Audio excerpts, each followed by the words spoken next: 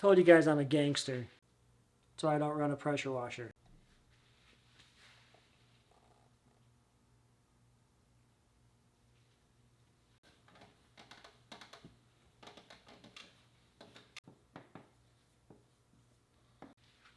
Yeah, that's a 5. All right. It's doing okay. So, this is video number 5. You don't know why you're here. Start at video number 1. Video number 5. Yeah, this might be the shortest video.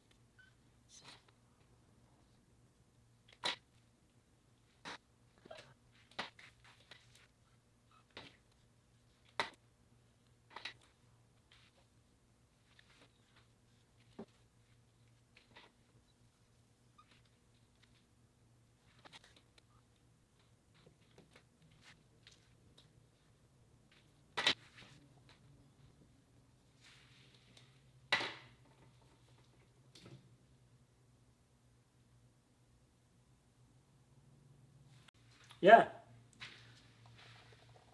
So I think we got it. Okay, for simplicity reasons, let's start over. So on the outside of the trailer, you have a garden hose. Okay, a spigot. Right there. That is wrapped around a 25-foot self-retractable reel. You take it, you pull it out, hook it up to your garden hose spigot, turn your water on. Make sure I can see my hand up here. Take the hose, hook it up to your garden spigot, turn your water on. The water then comes into that reel, past your first check valve. I know, I love check valves. Comes in here to basically a T, okay? That T, there's a ball valve, and it also goes off to a manifold, okay? On the other side of this ball valve is your tank. I don't know how big my tank is. So I've got a 60-gallon tank. So when you go to fill it, past the check valve, past the ball valve, as long as it's open, okay? I'll get back to that, but as long as it's open, you'll fill your tank. And going back to your T. If you go the other way, you go to your manifold. From the manifold, it feeds 2 RV pumps. They're 12-volt RV pumps. Yeah, they both do 70 psi at 6.5 GPM. So I don't run a pressure washer. Okay, they're pretty rad. So they both go through. There's check valves internally on them. Yeah, I love check valves. So they go through another set of check valves. Okay. Then they enter your manifold. We're going to stop at the manifold. The reason for this ball valve is so if you are hooked up to a water source, you can kill that ball valve and it'll pressurize the rest of the system. Pretty neat, huh? So if you don't have power, whatever, if you don't want the power, you just run your hose out into a garden hose, turn it on, hit that ball valve, it then pressurizes the system. There's check valves here because the inlet for everything is below the surface of the tank. Like literally, like it's down here for a reason. That's to prevent backflow coming from your tank up and out through your reel and siphoning back out. Okay. Now that we're back in the manifold. This manifold is hard plumbed into a bounce tank.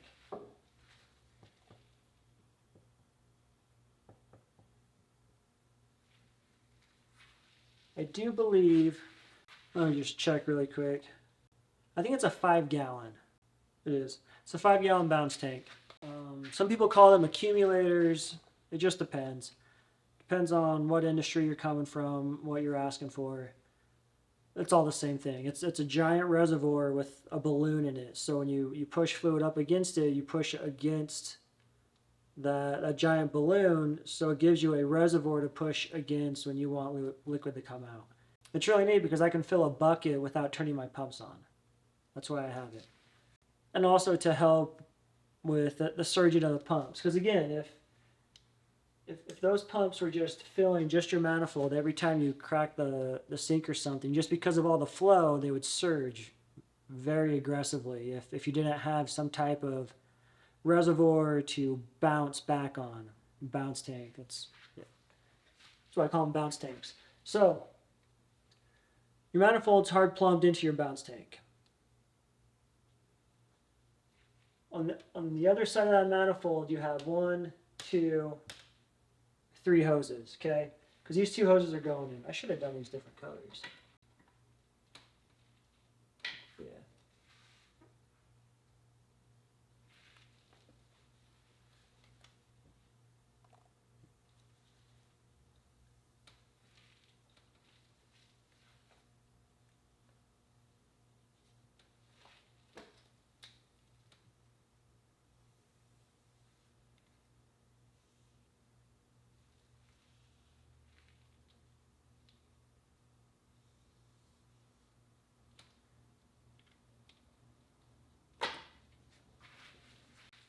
All right. Now that it's less confusing, let's go back over it. So you have your manifold, okay? Blue hoses go into the manifold. They're pressurizing the manifold. The check valve is preventing any backflow from happening. Because otherwise, again, you would pressurize a system, and once those pumps kicked off, if there weren't any check valves, okay, it would go straight out the back or into the tank, whatever. If this wasn't here, it would just straight up the hose. Path of least resistance is where it would go. So your blue hoses go in, pressurize your manifold. Manifold is hard plumbed to your bounce tank. It then goes, pressurizes your reel, hose reel, which this is also 100 feet. It's great length. 100-foot reel. Then comes down, and on the manifold itself, there's 1 ball valve, and there's 2 ball valves. I should have.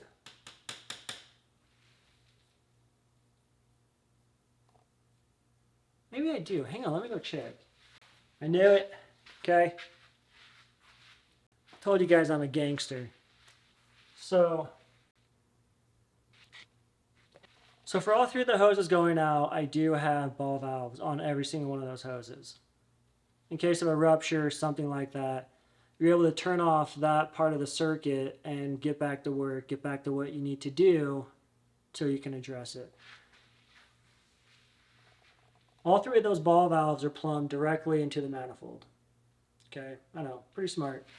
So again, top hose pressurizes the hose reel. There's 100 feet of hose on the reel. The next hose that comes down goes to the sink, pressurizes the cold side of the sink. There is only the cold side. I thought about doing a hot side too. It'd be really easy to do. I never did. There is an extractor right next to the sink. It'd be very easy to plumb that hot water into the sink and actually have both. Just never did it, okay? But that literally is like 20 bucks in parts. Anyways, the last hose goes through the ball valve again. It's what I use to fill the kegs. Okay, so I'll take whatever keg I'm filling, I'll put the appropriate amount of product, solution, whatever I'm putting in there, and then I'll take that hose, click it on top, outside, so that it fills from the bottom up. That's what that hose is.